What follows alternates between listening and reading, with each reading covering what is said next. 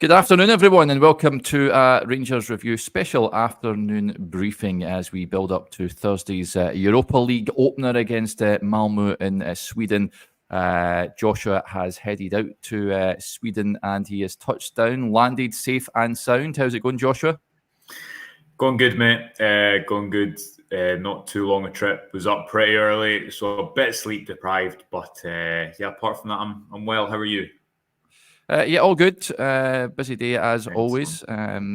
All things Rangers, and looking forward to Thursday. I think it's going to be a tough test. There's no doubt about it. As touched on earlier on, Malmo are in fine fettle at this moment in time. But Rangers on European nights, you don't tend to get too worried really when they take on European opposition. The Europa League is been good to Rangers in the last, ever since Steven Gerrard arrived. So let's hope that can continue. Lots to get through today. First of all, how's Malmo?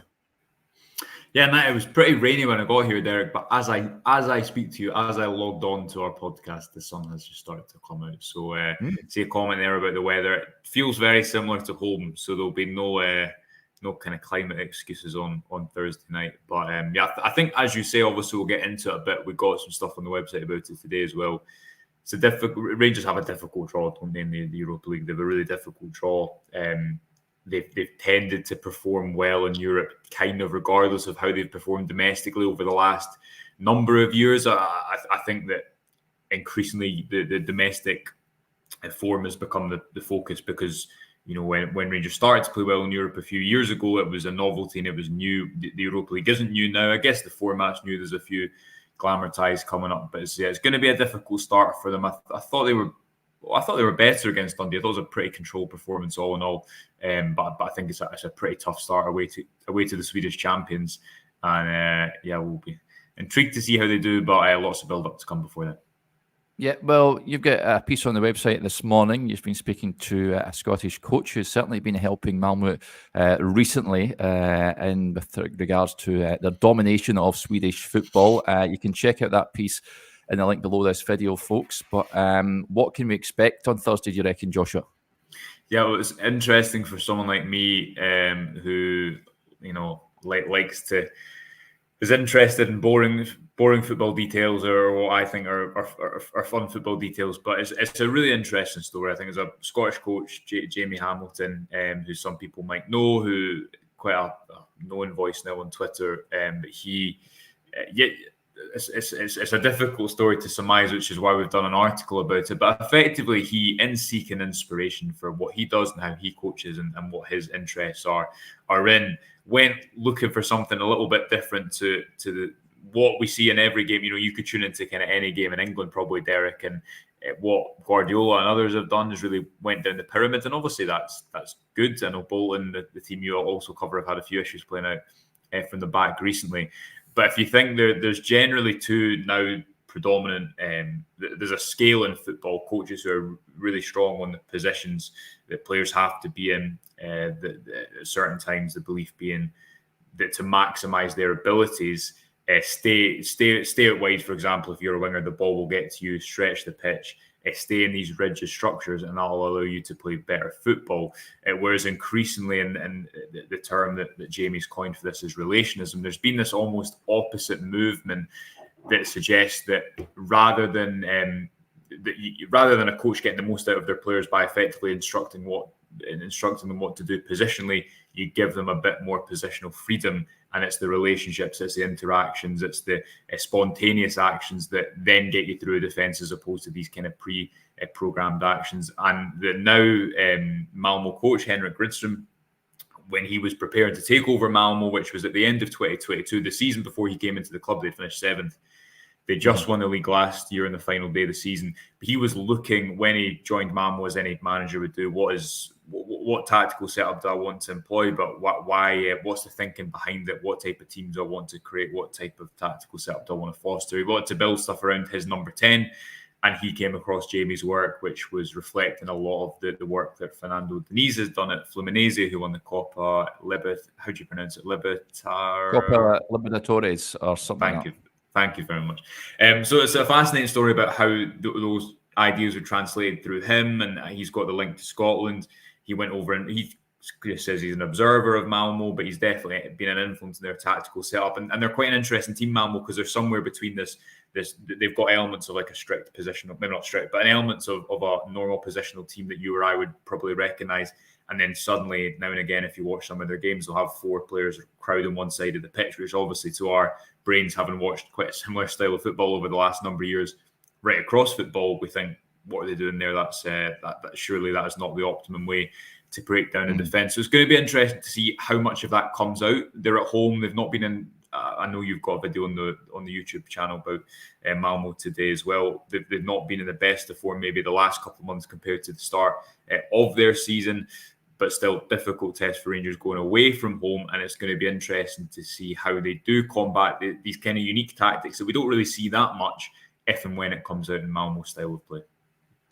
Yeah, they've got plenty of threats, don't they, Joshua? I mean, left winger is certainly one player that Rangers are going to need to be wary of. Anders Christensen in the number 10 role as well. They're a good side, and I said to Chris on the show this morning that I still have concerns about Rangers' right-hand side of the defence. I'd imagine Malmo will be looking to exploit that on Thursday. Yeah.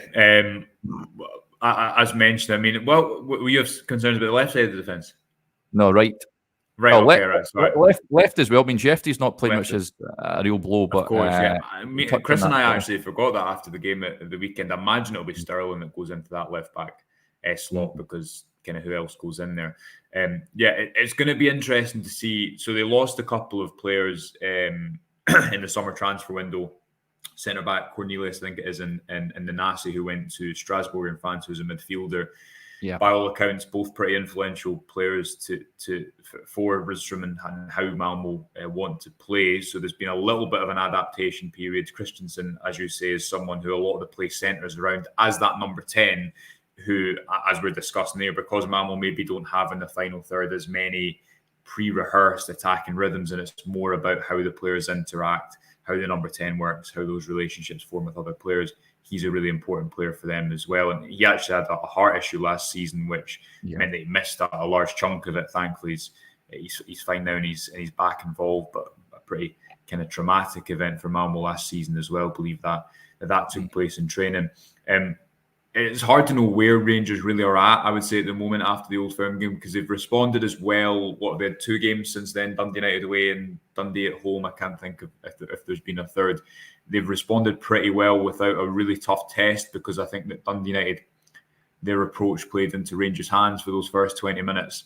And Dundee at home, Dundee weren't great. They're a difficult opponent, but you know, it's a different level the Rangers are obviously going to face on Thursday night. Although, in saying that, I do think that one of Rangers' better performances off the ball was away at Dynamo Kyiv, when they were pretty aggressive off the ball, and that's what I think you might see them do on Thursday night, rather than sitting off and giving Malmo a bit of impetus with the ball, because we know they're strong in that area.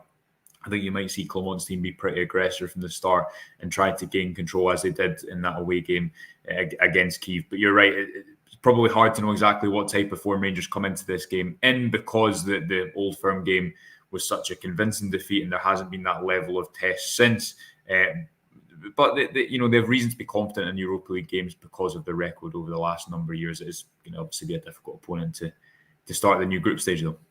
Yeah, some comments coming in. DJ Swift, just on the left back situation, says who else? Robbie Fraser or Proper moves over one, and Balogun comes into the centre back position. I think Sterling's energy is needed in midfield, right flank to protect Tav. I've said it before, I'd be throwing Robbie Fraser into this game, but I think it's probably likely that Dujon going to happen. Will start on or Carson Weirjo. I think that's probably pretty likely as well. Yeah, I'd be surprised if Robin Proper plays at left back, but you never know. But I think it will be one of Carson Weirjo or Dujon Sterling. Dujon Sterling obviously came off at halftime against Dundee at the weekend, but one of those 2 players, Tavernier, as I think you and Chris spoke about on the show this morning, Clement has said he's going to rotate him, but that has not materialised as of yet. Doesn't look like it as things stand. No, it certainly does not. Eric Botheim, William says is a player to watch, and asked Jonas Hansen, the Malmo journalist, in the video about him, because he's a player that was linked to Rangers in the past. and he speaks about him in the video, so do go and check it out. But they do have a number of players that can cause a bit of damage. It is a venue that Rangers have not enjoyed down the years. In fact, Sweden, I don't think is a country Rangers have enjoyed down the years. I remember back in the day when Walter's team went and played IFK Gothenburg and get absolutely thumped 3-0 in the Champions League qualifier after spending a load of cash on quite exotic players that came in, but unfortunately they were humbled. I can't think of the last time Rangers went over to Sweden and won a game. Well, they obviously went there under Gerrard, which was then set up the Cholak game back at Ibrox against, that was Malmo, wasn't it? I'm not making that up. And you beat 2-1. Got beat 2-1. Stephen Davis scored, I think, in the last minute to kind of keep the game alive. And Rangers were in that position, not to remind people of it, but in that return leg where they were in, I think they'd levelled the tie and they were a man up going into that second half. And yeah, what might have been had they got through that second leg. Yeah. But then again, sliding doors moment would Sevilla have happened if they'd got through. True.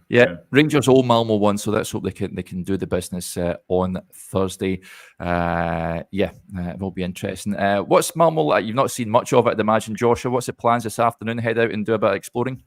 A little bit, yeah. A bit of work, a bit of exploring. Not seen much of it. I don't think it's that big. It's obviously right next to Copenhagen, so it's a bit strange. You fly to Copenhagen and you get the train across the sea. I presume it's not a river, is it? But you fly into one country and then you're very quickly in the other. But it looks nice. I've heard the home atmosphere is good. At Malmo games as well. I'm sure Rangers will bring a good number of fans over. So expecting a pretty big game on Thursday night. And obviously, when the Europa League draw was made because of how Rangers dropped out of the Champions League, there is a bit of an underwhelming nature to it. Not least because of how difficult that draw was. The 8 teams that they've drawn in this new format. You never know if they can get a good result in that first leg. I still think that domestic football will be what people care more about this season, purely because of where Rangers are and how they need to re-establish themselves as a force in the league. But if they're able to build a little bit of momentum in Europe, you never know. The question is that the squad's a bit leaner, and you're relying on the likes of Sterling and Tavernier and Casemiro, especially the base of midfield as well. Are we going to see Nico Raskin at one point? Clement needs to use his squad because of the amount of games he's going to have, and because especially at that number 6 position, especially I think in areas like right back where he said he's going to rotate. He's not light of options at right back, but he is in areas like the centre of midfield and arguably the centre of defence as well. And he's going to need to rotate, especially over the next couple of months. Yeah, because of course we've got Hibs on the horizon at Ibrox this coming Sunday. Incidentally, there was a comment yesterday which I never get round to asking where Michael the announcer is. Message Michael yesterday, folks. He is back behind the mic on Sunday, so don't worry about that. As he has had some prior engagements at the weekend, which he had to take care of, which is why he wasn't at Ibrox. But he'll be back for the Hibs game and beyond. So. Good news on that front. Bluebells Are Blue says, need something off Malmo to have any chance of progression, in my opinion. Early days, of course, but this should be one we look to get some points on the boards. Of course, a different league set up now, just one big, massive standings board, really. And Rangers get a number of games coming up. The away matches, Joshua, looking at them on paper, I mean, Malmo there.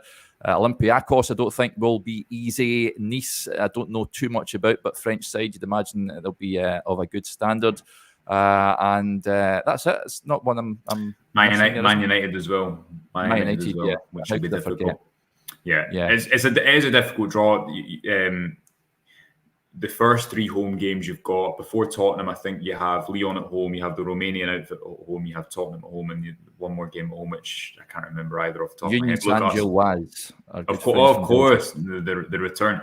It is a difficult draw. I think Rangers, they definitely need something in one of these first 2 games, because the risk is with this Europa League draw, if it quickly becomes obvious, now you might get into the playoff section, right, but if it quickly becomes obvious that you're not going to have a good Europa League, it could probably be quite a long 8 games. I think the Tottenham game at home is going to be difficult, and Rangers want to go into that in a good vein of form because of how difficult that game is going to be away against Man United. Similarly, they need something in one of these first two games. Absolutely, I don't think there's any doubt about that. And if they could get something away at Malmo, then that would give them a little bit of a confidence boost. Hibs at home then is a very big game as well, to try and build a little bit more momentum in the league. Yeah. Johnny gets in touch. He says Sweden looks nice troops. That's so Johnny watching the show. Good afternoon. Signing off. Yeah. So very much looking forward to it. The press conference is tomorrow evening. Yeah. So around about 6:30, 7:30 your time, I think, Joshua. So we'll have a video tomorrow night. I'd imagine. Is Johnny on tomorrow with your good self? He will be, so people can look forward to that. But yeah, loads of coverage to come before and after the game as well. Obviously, an earlier kickoff on Thursday night. And I think as we build up to the game, especially tomorrow, we'll be having a little bit more of a look at some of these positions, like the midfield one. Nico Raskin is just the name that I keep coming back to when you're thinking of a player. When is he going to get his chance? What is that going to look like? Because Rangers need him. That number 6 position is so light, and I think Connor Barron's done well.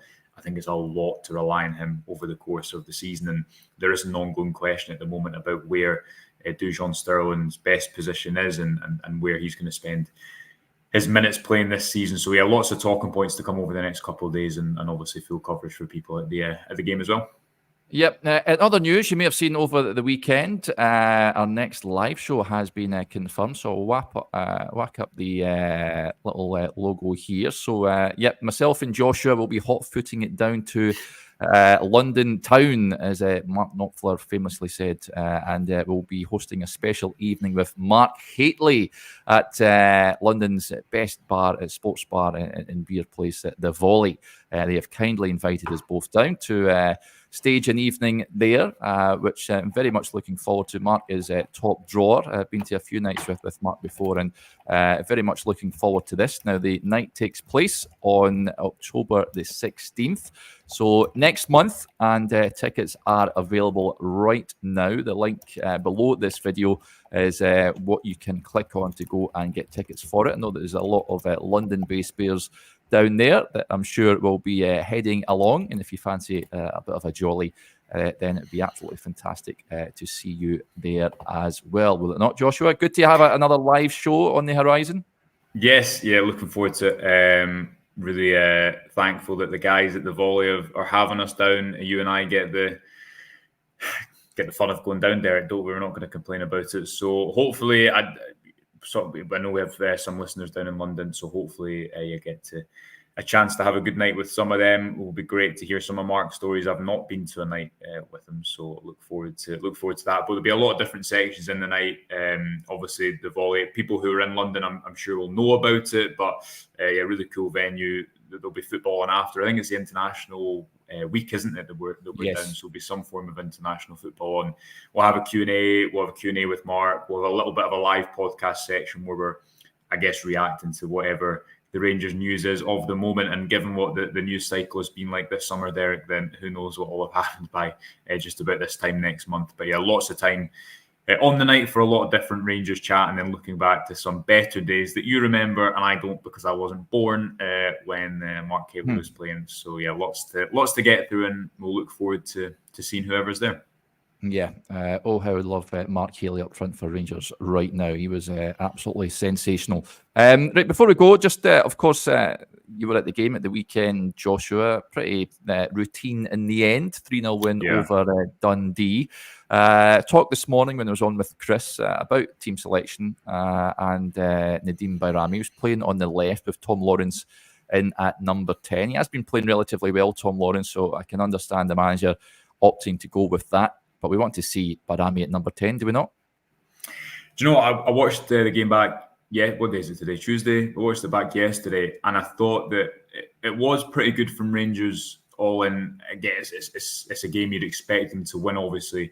The only chances they really created, so I'm thinking of the save Butland makes one-on-one, the header Rangers concede, which kind of came from them overplaying a little bit and getting caught. I think it was a throw-in that eventually that cross came from. And then the double save from a corner. It was all kind of problems of their own making. On Bayrami and Lawrence, I actually think, and I don't know what you think about this, and people in the comment think as well. I tweeted this out yesterday. I think Rangers are changing a little bit under Clement, and they are becoming a little bit better in the build-up. last season, whether it was at Ibrox or away from home, they were pretty direct. Let's be honest, pretty direct. Seaman behind helped that a lot, but it'll take a few more games for us to maybe get some stats to back this up. How many passes are they playing per sequence? What's their overall possession numbers? What's their pass accuracy?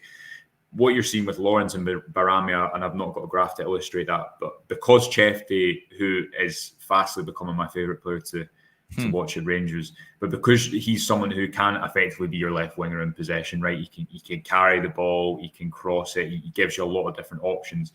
The shape that you're starting to see Rangers have in possession is a little bit more akin to what I think Clement would have wanted, where you've got a natural fit on both sides, you've got wide options out wide, you've got a left footer on the right to allow you to play vertically.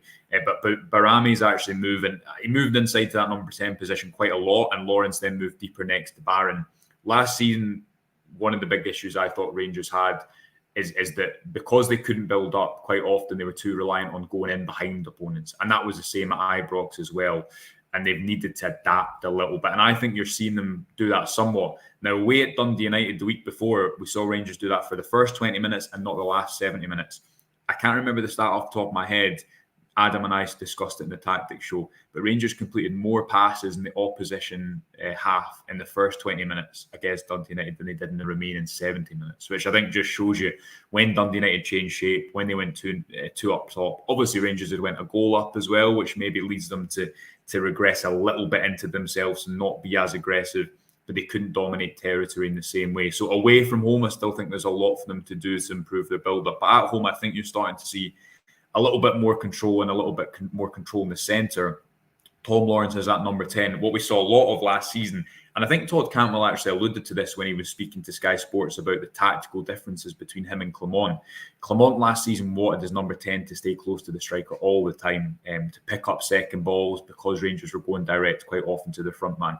If you look at where Tom Lawrence has been picking the ball up in the last couple of games, he's not playing as now number 10. He's kind of dropping into that left side of space quite often and allowing then, whether it was Cortez to help create that goal against Dundee United or Barami in the pockets where we saw him quite often against Dundee at home the other day, they're then coming in to occupy that space to kind of give Rangers a bit of an overload in the middle. And Barami actually should have 2 assists because Dessers is really unlucky with his first goal, shouldn't he? And that's on his weaker foot. So I think that would be the encouragement. That's what stood out to me from the first 60, 70 minutes we saw of him. His final ball was really good.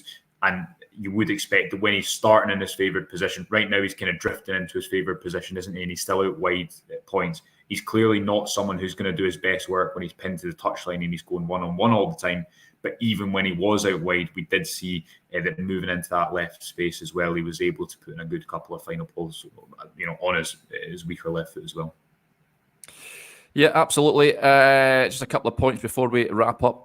Blazing Blue 72 says, best on the games now. Lawrence is showing form, working hard too. He is. Listen, I can understand why the manager is gone for him in that number 10 role. It will be interesting with Hibernian on the horizon if he will look at some squad rotation with regards to that. They've got Oscar Cortez as an option on the left as well. So it will be intriguing to see what the manager has to say. We'll get an idea tomorrow anyway of who is available for that game. One player who won't be available, of course, is Yanis Hadji, but fresh from scoring 2 goals against Huddersfield for the B team this afternoon. Chick says, Hadji for another 2 goals and an assist today. The boy is showing brilliant professionalism and commitment. Baffling why we don't involve him. The questions will arise once again. The Rangers B team defeating Huddersfield by 3-2. Finlay Curtis also on the score sheet. Interestingly, there was a trialist playing at the back for Rangers. I'm not too sure who that is. But yeah, Hadji, listen, I think he's just keeping himself ticking over by playing for the B team. Joshua, but I'm not going to lie, I would have liked him to be in consideration. It would have been in consideration for a starting spot, but he is not. Yeah, one of the byproducts of the summer. I don't think there's anything that new to say about it at the moment. Obviously, the news broke of the fact that there was that wage clause. Obviously, Hadji had spoken earlier in the summer about potentially trying to find another club as well. So it's not been a completely one-sided situation. That number 10 spot, I don't think he is going to, again, we're repeating ourselves somewhat here. I don't think he's going to go and be Rangers long-term number 10. You can understand when people are looking at a squad that is slightly light in some areas, that they might say, well, why is he not in there? If some sort of negotiation, if some sort of compromise can be had. But what I would also say is we know Rangers have reduced the wage bill significantly. That had to happen, and to do that, they have to make long-term decisions. And clearly what they're trying to do with this Hadji situation is make a long-term decision rather than just thinking for the short term. It's a balance. I don't think their window was perfect. I do think they've made good additions. If you're talking about the likes of Chefty over Barisic and Barron over Lundstrom, and even, we've not seen much of Igaman, but Igaman is I think an upgrade on Roof by the fact that he can give you minutes. Roof was on a big wage for not playing minutes for the last 2 seasons. So club, isn't he? Yeah, and yeah, exactly. And they've had to think long term. And this situation is, I think, a bit of a byproduct of that. Tom Lawrence, will he play tomorrow night in that number 10 spot? I don't think so. I think Clement, you'll see him go for a little bit more of an industrial midfield 3. Maybe you'll see Oscar Cortez start from the left-hand side as well. But yeah, I don't think that Rangers have become an extraordinary side in possession, Derek, but I do think that you're seeing them adapt a little bit more to opponents and become a little bit less direct. And I actually think that Robin Proper is helping that as well. Alongside John Souttar, Proper has looked a little bit slow in moments, I think it's fair to say. And there's an argument that he needs pace alongside him. But what him and Souttar give you alongside one another, for me, is that they're both comfortable inviting pressure. Little things like you'll see them put their soul on the ball and they don't rush it. Proper's obviously right-footed. You've seen him play a little bit on his left-hand side as well. But Rangers have needed that because of how they build play, because they need to, I think, kind of provoke the opposition to move on to them play into or play around space. They need 2 centre-halves who are comfortable inviting pressure on the ball. And I think that Souttar and Proper, while there's weaknesses, especially with pace in that combination as a back 2, they are both players who are comfortable on the ball and are comfortable to take risks on the ball. I'm sure at one point in the season that risk will work against Rangers and they will concede the goal, just based on the last couple of games we've seen against Dundee and Dundee United. There's been a few minutes and a few moments where they have overplayed, but over the course you need to do that to try and create space to play through. Yeah, interesting chat as ever. I think we'll wrap up there, going and explore Sweden and see what it has got to offer. Yeah, absolutely excellent stuff. Just a heads up, folks, those of you that are extra members, quick half-hour break, then I'll be back on for our weekly Q&A show. So I know that a number of you have posted questions already. So if you want to join me back at 2 p.m, then we'll get through as many of your Rangers questions as possible. Right, we'll be back again tomorrow, myself and Joshua. So if I don't speak to you this afternoon, then we'll see you all tomorrow morning. Bye for now.